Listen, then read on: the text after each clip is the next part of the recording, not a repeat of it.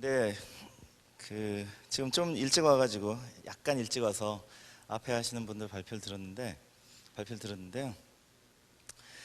아, 저도 나름 제 분야에서는 조그만 지식을 가지고 이렇게 여러분 앞에 서는 사람인데 이 화면에 써 있는 말이 도대체 무슨 말인지 전혀 알 수가 없군요. 네, 여러분들은 다 충분히 이해하시는 것으로 생각합니다. 지금 말씀드릴 주제도 마찬가지 시각인데요. 이 법률가가 어떻게 실력이 뛰어난 해커만큼의 실력을 갖출 수가 있겠어요? 그런 길을 이제 걸어오진 않았습니다. 그런데 아시다시피 해커나 또는 이쪽 어떤 보안 업계에도 룰이 있고 길이 있고 금도가 있고 정도가 있고 그렇죠.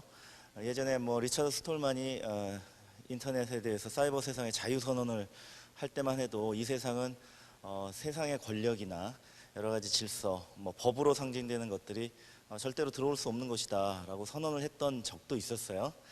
그리고 저도 운 좋게 조금 일찍 태어난 결과로 덕으로 PC 통신 시절에 인터넷을 했었는데 뭐 아주 어릴 때입니다. 네, 아주 어릴 때인데 유치원 때인가 뭐 하여간 그랬는데 그때만 해도 우리나라의 PC통신 인구가 몇천 명에서 시작해서 몇만 명이 안 될 때예요. 그때는 컴퓨터를 사면 통신 기능이 없이 뭐 잘 아시다시피 모뎀을 사서 붙여야 되는 모뎀 값이 컴퓨터 값에 뭐 해당하는 그런 시절이 있었는데 그때 사이버 세상에는 법이 필요 없었어요. 왜냐면은 너무 가까운 사람들이고 뭐 이 정도 되는 사람들이 모여서 동호회를 하고 있으니까 자율적인 질서가 충분했습니다. 자율적인 질서로. 그래서 오프 모임도 많이 했고요. 번개 모임이라는 게 그때 생긴 건데 대화방에서 밤새 대화를 하다가 번개를 치는 거예요. 그러면은 오프에서 만나는 거죠. 그런데 그게 너무 신기했어요. 모르는 사람들을 이 PC통신의 대화방이나 게시판에서 이야기를 주고받는 것 자체도 신기한데 만나서 얼굴을 보고 이야기를 할 수 있다. 살아있는 사람이 진짜 나오네. 뭐 이런 느낌이 있잖아요. 마치 그건 제가 ATM기에서 처음 신용카드로 현금 서비스를 받을 때 돈이 하늘에서 쏟아지는 듯한 그런 느낌을 받는 그런 느낌하고 같았습니다. 다음 달에 날아오는 청구서는 저는 처음에 몰랐거든요. 그래서 하여간 그렇게 시작된 만남이기 때문에 법이 필요 없었어요. 근데 지금은 어느 세상까지 왔냐면 뭐 좀 전에 발표자께서도 말씀하셨지만 뭐 해킹팀이 전 세계 정보 수사 기관들에게 악성 툴을 팔고 그것이 지금 국가 사회적으로 굉장히 문제가 되고 있는 세상이죠. 이것이 이제 통신비밀보호법 위반이냐 아니냐에 따라서 전국이 또 어떻게 흘러갈지 모릅니다. 저도 뭐 자세한 사실관계는 모르기 때문에 이렇게 통신에 관해서 무슨 일을 할 때는 이제는 너무나 많은 법들이 생겨 있고요. 그 법을 잘 빠져나가는 것이 바로 선수들입니다. 여러분 뭐 크로스컨트리나 올림픽의 수많은 경기들 또는 축구나 야구, 배구, 농구 여러분들 많이 보시죠. 거기서 소위 말하는 선수들이라는 사람들은 어떤 사람들이에요? 선수. 그래서 골프 한번 얘기해 볼까? 골프? 또는 이대호 선수 좋아할 테니까 야구 얘기해도 되겠네요. 이대호 선수가 홈런을 쳤어요. 그리고 나서 3루부터 돌아요. 그럼 3루 베이스를 밟는 순간 어떻게 되죠? 아웃이죠. 그죠? 그럼 3루 베이스를 안 밟고 3루까지 갔다가 돌아서 1루부터 밟아야 되는 거예요, 무조건. 그죠? 윷놀이에도 규칙이 있죠. 말은 오른쪽으로 돌아야 됩니다. 아무리 홈런 타자이라 할지라도 이제 룰을 모르고 룰을 지키지 않으면 우리가 선수라고 이야기하지 않죠. 그게 바로 이제 법에 관한 이야기들입니다. 골프도 마찬가지로 엄격한 룰이 있죠.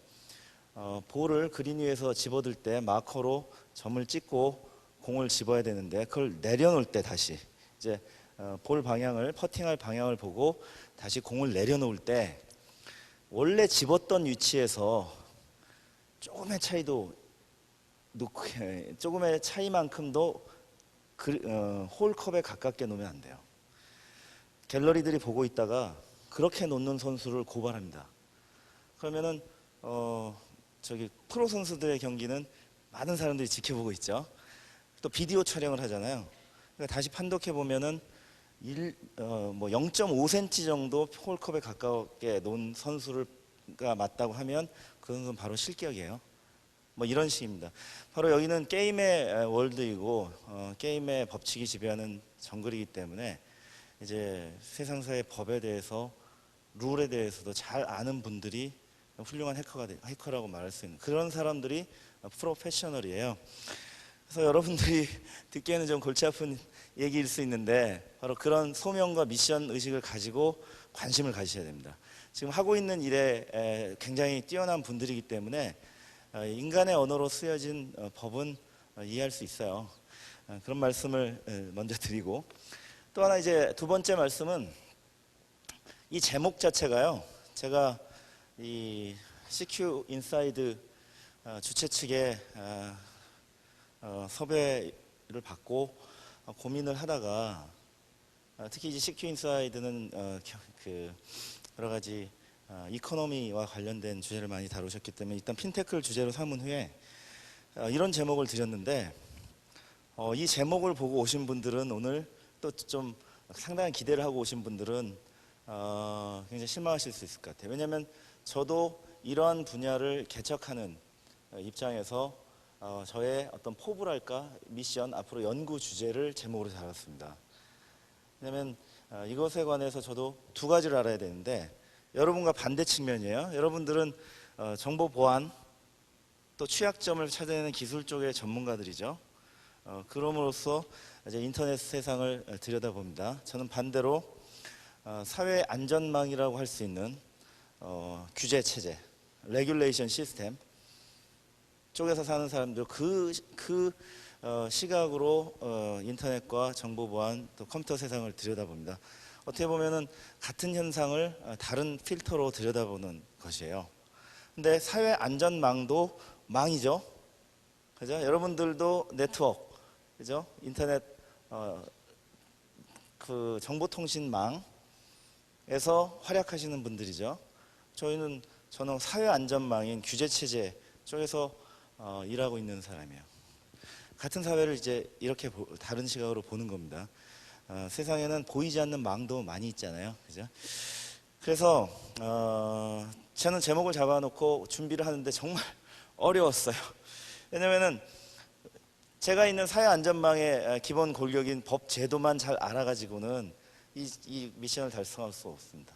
또 반대로 여러분들도 정보보안 기술에 대해서 굉장히 전문가시지만 반대로 규제에 대해서는 잘 모르시기 때문에 이 중간에 서서 양쪽을 다 볼 수 있는 분이 이 과제를 이제 완성시켜 나가야 되는데 저는 일종의 발제로서 오늘 준비를 해봤고요. 제가 생각한 목표의 한 30% 정도는 달성됐다고 생각을 합니다. 그래서 기회가 닿는다면 다음 발표 기회 또 그 다음 발표 기회를 통해서 꾸준히 연구를 하면서 이 방법론이나 또는 분석 툴 그리고 어떤 정보 보안을 하시는 분들이든 법률을 하시는 분들이든 쉽게 이해할 수 있는 그런 설명 체계를 좀 만들어 보려고 생각하고 있습니다. 그래서 우선 이제 핀테크를 주제로 했으니까 여기 정보보안 공부하시느라고 핀테크라는 이야기가 많이 돌아다니고 있는데 혹시 잘 깊게 보실 기회가 없었던 분들은 간단하게 설명을 드리겠습니다. 이 화면이 대표적인데요. 이제 온라인은 소셜 네트워크이기도 하죠. 인간 관계망, 소셜 서비스 하는 사회적 관계망이기도 하죠. 거기도 네트워크가 들어 있습니다. 하지만 여러분들은 우리말로는 인맥이라고 해요. 인맥을 가지고 많은 일들을 하면 유리하다는 건 알고 있잖아요. 온라인에서 이제 그런 개개인들을 연결해서 이제 대출을 하고 돈을 필요한 사람들한테 돈을 빌려주는 P2P 대출이 드디어 합법화가 됐어요. 미국에서는. 우리나라는 아직 애매한 상태입니다.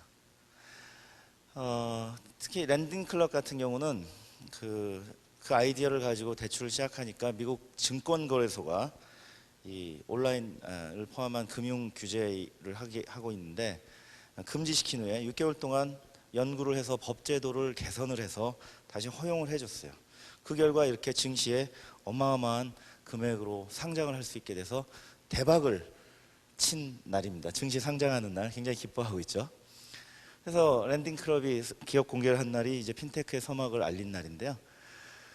이거는 이제 임정욱 센터장의 발표 자료로 해서 가져왔는데 2008년 리먼 브러더스가 굉장히 큰 부도를 내면서 전 세계 경제에 엄청난 영향을 미쳤죠.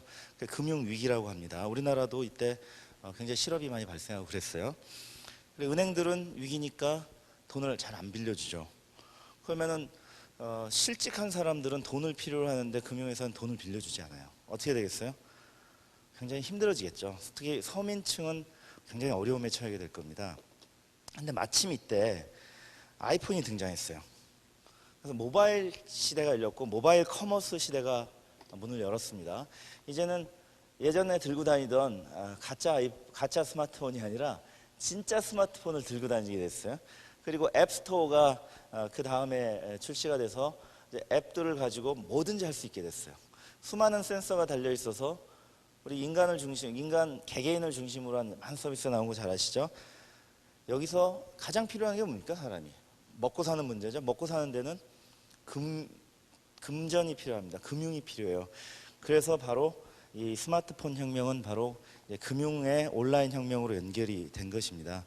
그래서 금융계인재들이 핀테크 스타트업으로 이동하면서 전 세계적으로 스마트폰을 중심으로 한 핀테크 혁명이 일었죠. 그리고 이 스마트폰을 중심으로 한 핀테크 혁명은 온라인 서비스예요. 온라인 서비스니까 기존의 금융회사들이 하는 오프라인 산업적인 금융 서비스가 아니라 바로 인터넷 기업들이 인터넷을 잘 알고 인터넷 이용자, 뭐 요즘에 인터넷이라고 하면 좀 부족하죠. 모바일 이용자들의 이 손바닥에 이 감을 잘 아는 그 촉을 느낄 수 있는 그런 기업들이 금융 서비스를 하는 것을 핀테크라고 합니다. 우리나라는 약간 오해가 있는 것이 금융회사가 온라인 서비스를 하는 걸 핀테크라고 생각을 해요.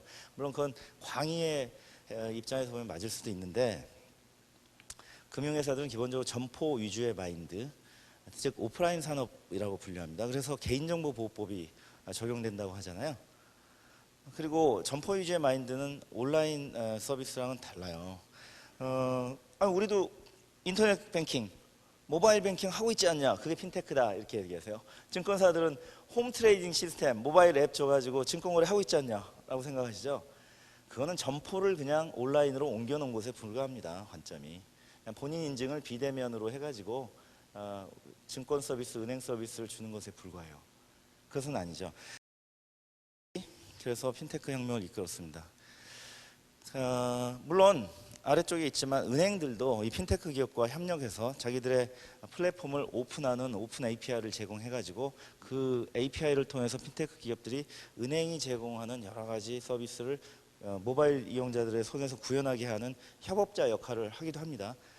기존 금융기관이 전혀 존재하지 않거나 의미가 없는 것은 아니고 굉장히 중요한 역할을 하는데요. 그 수많은 단말기 또는 지점 이랄까요, 판매점에 해당하는 이 핀테크 기업들이 이제 핀테크 혁명을 이끌고 있는 거죠. 우리나라도 핀테크 열풍이 작년부터 시작돼서 몇 개 나오고 있는데요. 벤콜리프 카카오 이용해 보셨어요? 50만 원까지밖에 충전이 안 되죠. 그리고 한 번에 30만 원까지밖에 결제가 안 되죠. 28번에 걸친 불편 설치를 거쳐서 이용하려고 하니까 결제 한도가 30만 원입니다. 충전은 50만 원이고 아직도 우리는 어색해요. 규제가 풀리긴 했습니다만은 자율적으로 너무 묶어놓고 있습니다. 특히 모바일에 있어서 본인 인증을 공인인증서에서 비공인 인증으로 비의무화를 푸니까 어떻게 될지 불안한 거예요. 해커들이 어떻게 할지 모르겠는 거죠. 그런 상황에서 겨우 이제 NFC 페이 같은 간편 결제가 하나 등장하고 있는 이런 수준이고요.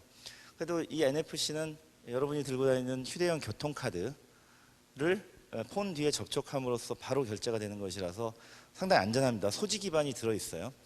근데 글로벌적으로는 구글, 페이스북, 애플, 특히 중국 업체들이 기가 막히죠. 텐센트, 바이두, 알리바바 이 삼총사인데 여기에 중국 정부는 인터넷 기업임에도 불구하고 은행 허가를 내주고 머니마켓 펀드 같은 돈을 굴리는 금융상품도 허가를 해줬어요. 중국은 자본시장에 관한 법이었기 때문에 기존에 규제가 없어서 공산당이 정하면 되니까 야, 너 은행해. 너도 잘한다. 너도 해. 너도 해. 이러면 그냥 되는 거거든요. 기가 막힌 속도로 따라오죠. 중국 사람들은 2년 전까지는 세무서에 직접 가서 세금을 냈다고 합니다. 근데 지금은 어떻게 하냐? 알리페이로 그냥 자기가 있는 장소에서 손바닥에서 세금을 낸대요. 2년 만에. 소위 이런 걸 뭐라고 하죠? 공간 점프를 한다. 워프를 한 거예요. 우리는 90년대 말에 인터넷 뱅킹을 시작했는데 아직도 손바닥에서 세금을 못 내요. 그죠? 이게 바로 승자의 저주라고 할 수 있는데, 여러분들이 여기 또 수많은 분야에 진출해서 하실 분들이 여기 있는데요. 어떤 우리가 앞섰다는 생각, 인터넷 강국이다 이런 말은 잊어버리시고 이제는 따라가기 바쁩니다. 그런 혁신적인 역할을 여러분들이 좀 해주시기 바라고, 당연히 앞서 나가려면 보안이 철저해야 되죠. 은행은 있는 돈이 빠져나가기 때문에 신용카드랑 또 다릅니다. 아시다시피 무슨 은행에서 폰뱅킹을 통해서 돈이 빠져나가면 그 이용자는 굉장한 어려움에 처하잖아요. 그런 것들 좀 잘 막아주시기 바라고요. 네. 자, 그러면 이제 규제 얘기로 들어가겠습니다. 제가 10분 좀 넘어서 시작했죠. 시간을 또 잘 지켜야 되는데 그래도 약간 밀리고 있기 때문에 약간 단축해서 한 35분쯤 끝내도록 하겠습니다. 금융산업에 진출한 온라인 회사라는 점을 좀 기억해 두셔야 되고요. 이 세상을 보는 관점이 굉장히 중요합니다. 여러분들이 앞으로 이 핀테크 보안에 있어서 굉장히 중추적인 역할을 하실 분들이기 때문에 오늘 이런 말씀을 드리는 거고요. 여기에 이제 기존에 좀 오프라인 중심 산업인 금융권에서의 시각을 좀 적어 놓았으니까 참고하시고요. 제가 조금 전에 한번 잠깐 얘기한 적이 있습니다. 그리고 이런 현상을 소위 말하는 온라인 투 오프라인, 오토라고 해요. 오토를 잘못 번역해가지고 잘못 인용해서 오프라인 투 온라인이라고 적어놓은 분들이 있어요. 실제 문헌을 구글해서 찾아보세요. 오프라인 투 온라인이 나와요. 바로 그 오프라인 투 온라인이 이런 분들의 시각이에요. 오프라인에 있던 분들이 우리가 온라인 서비스 하는 거 이게 핀테크 오토 아니야? 라고 착각하는 거죠. 그러니까 오프라인 투 온라인이라고 생각하는 거예요. 근데 아닙니다. 온라인 투 오프라인이에요. 오토는. 근데 정말 정확하게 이름을 지은 거예요. 왜냐하면 서구 애들이 만든 용어잖아요. 걔네들은 현상을 오랫동안 지켜보니까 정확한 용어를 만드는 거죠. 우리는 수입하다 보니까 헷갈리는 거고요. 대표적인 오토는 요즘에 우리나라에서 쟁점이 되고 있는 건 뭐죠? 법적으로 쿠팡이 로켓 배송하는 것이에요. 쿠팡은 소셜 커머스로 온라인 마켓플레이스입니다. 맞죠? 그래서 온라인 상점이에요. 온라인 상점인데 뭘 하죠? 직접 물건을 쿠팡맨들을 통해서 배송을 하는 거예요. 물류 산업까지 진출하고 있는 겁니다. 물류를 장악하면 온라인 상거래도 장악할 수 있다는 놀라운 법칙을 발견한 거예요. 그래서 손정희 씨가 그 생각에 놀래서 1조 2천억 원을 투자했죠. 우리나라도 1조 원대 이제 투자 유치가 현실화됐어요. 상당한 시장이에요. 정말 그래서 물류를 다 장악해버리면 다른 회사들은 어떻게 되죠? 늦게 배송되잖아요. 근데 쿠팡은 아침에 주문하면 3시간이면 갖다 주겠다는 거예요. 바로 이런 현상이 벌어지고 있는 게 이제 오토이고요. 핀테크 쪽에서는 오프라인 중심의 금융위원회의 규제가 방통위 미래부가 관장하는 온라인 규제와 접점이 되는 겁니다. 어떤 두 강이 마주치는 하구에서 강물이 마주치면 이제 하구원이 생기고 뚝섬이 생기고 막 이러듯이 소용돌이 치듯이 거기에 이제 이런 뱅크올리 포 카카오라는 서비스가 중간에 만들어진 거예요. 근데 아시다시피 이 뱅크올리 포 카카오는 금융권 시각에서 보면 이체 서비스예요. 또는 결제 서비스예요. 그러니까 신용카드 회사나 은행이 하던 거예요. 그러면은 이걸 어떤 시각으로 보냐면 하나의 채널로 봅니다. 은행에서 채널이라는 것은 점포, ATM, 인터넷 뱅킹, 모바일 뱅킹과 같은 자기들이 고객과 만나는 접점, 그 통로를 채널이라고 하니까 뱅카는 그냥 채널의 하나가 되는 거죠. 채널의 하나. 그게 이제 금융권의 시각이에요. 자기들이 플랫폼이라고 생각합니다. 반대로 방통위 미래부 산하에 있는 인터넷 기업들은 뭔 소리냐? 누가 채널이냐, 누가 플랫폼인데 내가 3천만 회원을 가지고 있다. 3천만 회원에게 너희의 이체 서비스를 제공하는 거야. 당연히 내가 플랫폼이지 라고 생각합니다. 어느 쪽이 맞는 시각일까요? 사실은 뭐 둘 다 맞습니다. 둘 다 맞는데 더 강한 지배력을 가진 플랫폼 사업자가 이기는 거죠. 그 예는 과거에도 많이 보셨겠지만 언론기관과 옛날에 기관이라고까지 했잖아요. 저도 그게 익숙해져 갖고 아직도 언론기관이래요. 금융회사도 금융기관이라고 했었어요. 거의 정부기관하고 동급으로 놓는 거죠. 지금 언론회사고 금융회사인데 언론회사와 포털회사와의 플랫폼 전쟁에서는 누가 이겼죠? 포털이 이겼죠. 포털 안에 뉴스가 다 들어가 있잖아요. 만약에 언론회사의 뉴스 플랫폼이 이겼다면 포털에 들어가 있을 이유가 없습니다. 여러분들은 뉴스를 각 신문사, 방송사에 가서 봐야 돼요. 근데 그 반대 결과가 나온 거죠. 왜?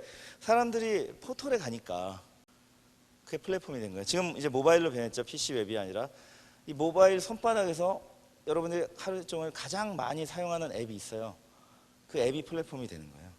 이용자를 끌어모으는 장소. 그런 이제 플랫폼의 전쟁도 발생하는 거죠. 근데 문제는 서비스는 이제 융합이 됐어요. 근데 여기 써놓은 얘기 보시면 규제는 아직 융합되지 않았습니다. 그죠? 금융위원회, 금융감독원, 방통위미래부가 결혼한다는 소식은 아직 없잖아요. 그죠? 앞으로도 안 하실 거예요. 근데 법을 각각 가지고 있어요. 그게 이런 법이에요. 이제 이건 핀테크 산업의 예로 말씀드리는 건데 우리나라는 대개 어느 영역에서나 최근에는 이제 3중 규제가 이렇게 문제가 됩니다. 그 로컬 도메인의 규제, 금융산업이면 금융규제, 쿠팡의 로켓 배송 같으면 국토교통부의 운송사업법, 운수사업법 규제. 운수사업법은 크게 두 가지로 나뉘죠. 여객운수사업법, 화물운수사업법. 그러면 로켓 배송은 이 두 가지 법 중에 어떤 법이 적용될까요? 배송은 물건을 배송하는 거죠. 그러니까 화물운수사업법이 적용되죠. 그래서 전국의 택배 사업자들이 들고 일어나서 쿠팡을 고발했어요. 플랫폼 간의 충돌에는 마치 대륙 지각 간의 충돌이 발생할 때 대지진이 나는 것처럼 이 온라인과 오프라인 간의 플랫폼 간의 충돌도 지진이 발생합니다. 그래서 고소 고발, 막 정부의 규제 이런 것들이 나와요. 근데 여기는 이제 금융위와 온라인 플랫폼 간의 충돌이 발생하는 거죠. 당연히 이 두 가지 규제가 중첩이 되는데요. 우리나라는 규제 산업이 많아요. 그래서 온라인 규제도 굉장히 심각한 정보통신망법 등등등등이 많았는데 핀테크를 한다고 나는 생각했는데 금융 규제를 몸에 받게 되는 겁니다. 두 가지 규제가 중첩이 되는데 규제 관장 부서가 좀 전에 보셨더니 한쪽이면 차라리 쉬워요. 그 부서에 가서 물어보면 됩니다. 근데 규제 관장 부서가 이렇게 두 개, 세 개로 걸치면은 어떤 일이 발생하냐면 다른 주무부처의 법률은 난 모르겠고 하여간 우리 부서의 법은 이렇다. 다른 부서의 법은 그 부서에 가서 물어봐라 라고요. 그 부서에 가면 그 부서도 저쪽 부서의 법은 난 모르겠고 우리 부서의 법은 이렇다. 나는 이것만 얘기한다 라고요. 서로 만나서 조정과 조화가 이루어지지 않습니다. 그게 이제 핀테크 산업의 현상이고요. 굉장히 심각해요. 최근에 이제 핀테크 정보보호 정책 방향을 금융감독원이 최근에 발표를 했는데 아주 바람직한 방향이 많이 있습니다. 사전 규제를 최소화하겠다. 지금까지 그러면 뒤집어 말하면 뭐죠? 지금까지는 사전 규제 하겠다는 거예요. 뭘 하려고 할 때 금융위 금감원에 가서 미리 검토를 받지 않으면 못했습니다. 올해 초까지도 그랬어요. 그걸 이제 안 하겠다는 거예요. 그러니까 핀테크 사업을 한다고 할 때는 우리나라는 이거 해도 돼요? 라고 물어봐야 되는 거예요. 그게 바로 좀 전에 얘기했던 이제 전통적 금융 규제인 거예요. 온라인은 이렇게 사전 허가제는 많지 않아요. 그 위치 정보 사업 뭐 이런 특별한 거 몇 개 또는 기간 통신 사업 같이 어마어마한 전국에 그 비용을 들여갖고 해야 되는 통신사들 빼고는 그 다음에 사후 점검으로 돌아서겠다는데 잘 보시면 사전 규제 최소화이지 사전 규제 폐지하는 게 아니고요. 사후 점검을 강화한다는 건 폐지하지 않으면서 강화하니까 더 위험할 수 있는 거죠. 자율 규제가 어렵잖아요. 예를 들어 여러분들 선생님이 고등학교 때 수학 선생님이 수업을 안 가르쳐 주시고 알아서 공부해. 공부는 혼자 하는 거야. 이러면서 기말고사 때니까 그 대신 틀리면 한 문제당 한 대다. 그래서 다 틀리면은 25대를 맞아야 되는 그런 학생이 발생할 수가 있는 거죠. 그러니까 더 어려워졌습니다. 그러니까 주요 법령은 굉장히 많아요. 오늘 이거를 자세하게 알 필요는 없어요. 왜냐하면은 40분 동안 단편적인 지식을 가져가는 것은 중요하지 않습니다. 제가 말씀드리는 전체적인 비전, 시각, 관점, 포인트 오브 뷰를 알아가시는 게 중요하고, 지금 말씀드리는 건 그 관점 위주로 취득하셨으면 하고요. 자, 법은 보세요. 그래서 전금법 구조의 손해배상 책임 이렇게 시꺼멓게 있고요. 그다음에 면책 또는 감경 조항이 있고요. 또 전자금융거래법에는 전자금융이라는 게 뭐죠? 금융 서비스를 온라인으로 제공하는 거죠. O2O의 온라인 투 오프라인이 아니라 오프라인 투 온라인 관점에서 만든 법이에요. 그런데 지금 핀테크가 되니까 이게 온라인 투 오프라인하고 오프라인 투 온라인이 아까 플랫폼이 충돌하고 있다고 말씀드렸죠. 그러니까 이 법이 위력이 갑자기 급상승하는 거예요. 핀테크 기업들을 통해서 여러분들의 손에 토스니, 뱅카니, 뭐 요즘에 이제 간편한 서비스들, 신용카드 쓰시는 분들은 뱅크 샐러드라고, 내가 이 온라인에 쇼핑몰에서 물건을 할 때 내가 갖고 있는 카드 중에 어떤 카드가 제일 적합한지 최고의 혜택을 줄 수, 이런 서비스를 막 이제 이용하시게 될 건데, 그런 서비스를 기획하거나 서비스 하시는 입장에서 지켜야 될 보안들이 많이 생긴 겁니다. 온라인 기업들 입장에서 금융회사에 준하는 규제가 지금 확 들어와 있는 거예요. 그러니까 온라인 기업의 시각으로 온라인 업계에 있는 분들끼리 만나서 다른 서비스를 할 때와 완전히 다른 규제가 이 금융 규제에는 있는 것이거든요. 그래서 무선망 설치라든지 IP 주소의 안전한 사용을 위한 대책이랄지, 통신망은 분리하라는지 등등등등의 금융 규제가 있는데, 이 규제들이 과연 핀테크 기업들, 핀테크 업종별 기업들, 핀테크에도 여러 가지가 있지 않습니까? 이체부터 간편결제, 신용평가, 대출 뭐 등등등등. 앞으로는 이제 인터넷 전문은행은 온라인으로 수신과 돈을 받거나 여신 돈을 빌려주는 걸 동시에 할 수 있고 하는 기업으로, 전문은행은 뭐든지 할 수 있어요. 신용카드도 발행할 수 있을지 몰라요. 점포 없는 신용카드 회사 은행이 전문은행이니까. 그러면 그런 회사들까지 여러 가지 다양한 핀테크인데, 이런 규제들이 과연 어디까지 적용될 것이냐에 대해서 아까 말씀드린 두 가지 플랫폼의 충돌이 있기 때문에 미래부와 방통위 그리고 금융위가 만나서 이렇게 땅 따먹기를 해주셔야 되는데, 아직 그럴 생각이 없으신 거죠. 근데 현장에서 지금 당장 서비스를 해야 되는 기업들은 굉장히 심각합니다. 그래서 이런 관점을 제가 알고 있기 때문에 여러분들에게 오늘 말씀도 드리는 거고, 이런 법령들이 과연 어디서 어디까지 적용된다는 것을 제가 말씀드릴 수가 없어요. 왜냐하면 제가 공무원도 아니고 대통령도 아니고, 대통령도 법을 이렇게 갈라줄 수는 없기 때문에 그렇습니다. 자, 그러면은 핀테크 서비스 업종에서 근무하시는, 서비스를 기획하고 보안을 설계하시는 분들은 굉장히 심각해요. 지금 어디까지 지켜야 되는지를 잘 모르겠다 이 말이죠. 어디까지 지켜야 되는지를. 근데 이 관점마저도 없다면 어떻게 되겠어요? 그냥 뭐 메신저 기획하듯이 기획하시면 어떻게 되겠어요? 그다음에 경찰서에서 오라고 할 가능성이 굉장히 높아지죠. 너희 왜 전자금융거래법 안 지키고 하다가 사고 냈니? 또 정보통신망법에 또 유출사고를 막기 위한 보안들이 굉장히 많은데 왜 이런 건 하나도 안 지켰니? 너희는 금융회사, 금융서비스를 하잖아. 법도 안 지키고 무슨 서비스를 한다는 거야. 특히 보안에 관한 규제들. 그래서 여기로 연결되는데요. 핀테크 서비스의 정보 보안을 중거성이라고 이제 컨설팅에게 많이 하는 법을 잘 지키는, 그래서 어떻게 확보할 것인지에 대해서 제가 처음에 말씀드린 이제 연구가 굉장히 필요한 시점이라는 것입니다. 근데 이것을 지금 누가 해설서를 써주시는 분도 없고요. 종류에 따라서 이건 여기까지 해야 되나 말아야 되나 이런 굉장히 헷갈리는 상황인데, 이게 풍랑이 몰아칠 때는 어떤 사람이 필요하죠? 1등 항해사가 필요한 거죠. 1등 항해사. 풍랑이 몰아치는데 아무도 좋다, 이게 뭐죠? 이거 배를 움직이는, 또는 뭐 조종관을 잡고 정확한 방향으로 가지 않으면 배가 침몰하거나 항공기가 추락할 거 아니겠어요? 그런 상황이 있습니다. 예를 들면 공인인증서가 폐지되고 여러 가지 노나라든지 많은 이제 인증수단으로 넘어가는데, 이럴 때 어떤 규제와 관점이 필요한지, 또 이건 인터넷 전문은행의 이제 오픈 API를 중심으로 한 플랫폼을 SK CNC가 발표한 것을 제가 인용을 했는데요. 제가 이런 걸 그릴 수는 없죠. 근데 저는 그러면 자, 이쪽 서비스를 기획하시는 분들은 이렇게 그렸어요. 여러분들은 여기다가 어떤 걸 더 레이어를 더 얹어야 되죠? 보안 아키텍처를 그려야 되죠? 그죠? 여기 보시면 이제 오픈 API로 외부로 드나들 거 아니에요. 오픈 API이기 때문에 이쪽에는 핀테크 기업들이 와서 붙을 겁니다. 그쪽에 이 접점과 그 구간에 또 상대방 또는 핀테크 기업 입장에서 이걸 설계하신다면 그쪽 기업 입장에서는 보안적으로 최적의 기술을 적용해야 되는데 문제는 항상 돈이잖아요. 엔지니어링이란 말은 많은 돈을 들여서 하는 것이 아니고 주어진 버짓, 예산 하에서 최적의 성능을 내는 것이 엔지니어링이잖아요. 그 엔지니어링 영어 어원의 그 뜻입니다. 엔지니어링을 해야 되는데 보안 엔지니어링. 근데 법에서 하라고 한 건 해야 될 거 아니에요. 이건 필수적으로 해야 되거든요.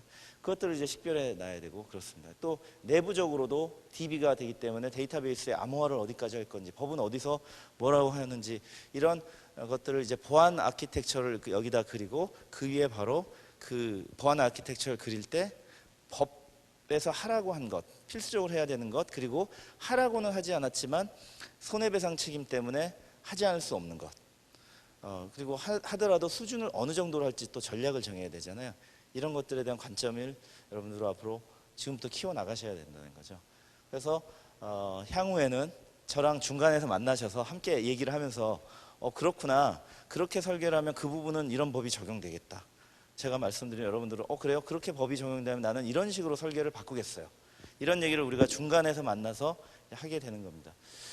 왜 그럼 다른 쪽의 서비스는 지금까지 안 그랬냐? 그랬죠.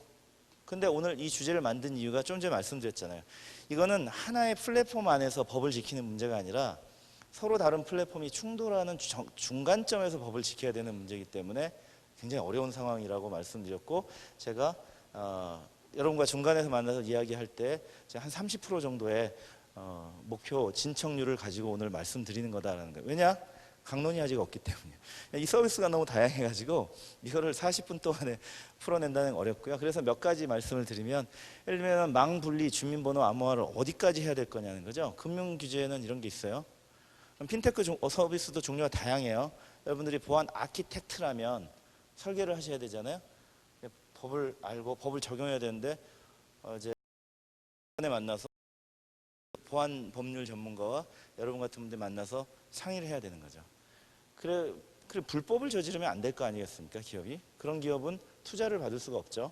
그리고 불법인지 모르고 하다가도 불법이 밝혀지면 서비스 모델 자체가 위험해지니까 문을 닫아야 되겠죠. 뭐 그런 얘기들입니다. 사후적 그 보안 사고에 대한 책임 강화를 했기 때문에 이런 서비스 하더라도 아까 말씀드린 금융감독원이 사후적으로 책임을 강화하겠다는 거예요. 사고 나면 그때 큰일 나는 겁니다. 그때 법을 왜 안 지켰어라고 온갖 달려들어서 막 혼을 내겠죠. 작년에 신용카드 3사 사고 났을 때 신용카드사들이 얼마나 고초를 겪었는지 잘 아시죠. 지금도 한 2천억 대의 소송이 들어와 있습니다. 그런 소송을 여러분들이 막아내셔야 되는 거예요. 보안 아키텍트도 회사의 지속 가능성을 위해서 굉장히 중요한 영역이 바로 이 핀테크 영역이에요. 그리고 개인정보 보호 규제 관점에서는 필요 최소한으로 수집해야 돼요. 그럼 데이터베이스 설계도 달라져야 되겠죠. 유출됐을 때를 걱정하는 거예요. 유출되면 왜 이렇게 개인정보가 많이 유출됐어 하고서 와서 채찍질을 하기 때문에 그렇습니다. 작년에 신용카드사들이 그랬어요. 모 은행의 경우에는 모 카드의 경우에는 계열사인 은행의 정보 2,100만 건이 들어왔다 함께 유출됐잖아요. 난리가 났죠. 그런 걸 막으셔야 되는 거죠. 이게 이제 효율성 관점의 IT의 안전 관점의 보안, 보안 위에서 법 준수 관점, 법적 책임을 줄이는 관점의 이제 보안 아키텍처가 필요한 상황입니다. 그래서 요약을 이렇게 말씀드리면 오늘에 드려야 할 제 관점은 부서졌네. 핀테크 사업자는 전자금융업자가 아니면서도 수탁자로서 정금법상의 책임을 부담합니다. 다만 어디까지인지가 좀 모호하다는 거예요. 불확실성이 굉장히 위험한 거예요. 금융감독당국은 사적 균제를 완화하는데 법적으로는 여전히 부당한다는 걸 말씀드렸죠. 그래서 핀테크 사업자, 온라인 사업자, 전자금융업자에 준하는 지위를 갖고 있으므로 이 정보보호 법령이 어디까지 적용되는지에서 관점을 가셔야 되는데 아무도 여러분에게 정답을 주지 않아요. 왜냐하면 보안 전문가가 스스로 해결해야 됩니다. 결국 결정은 보안 전문가가 하셔야 되거든요. 여러분들이 주역이고 제가 조역입니다. 그러니까 오늘의 플랫폼 싸움에서는 여러분들이 이겼네요. 그렇게 됐습니다. 네, 이상 제 말씀 마치겠습니다. 감사합니다.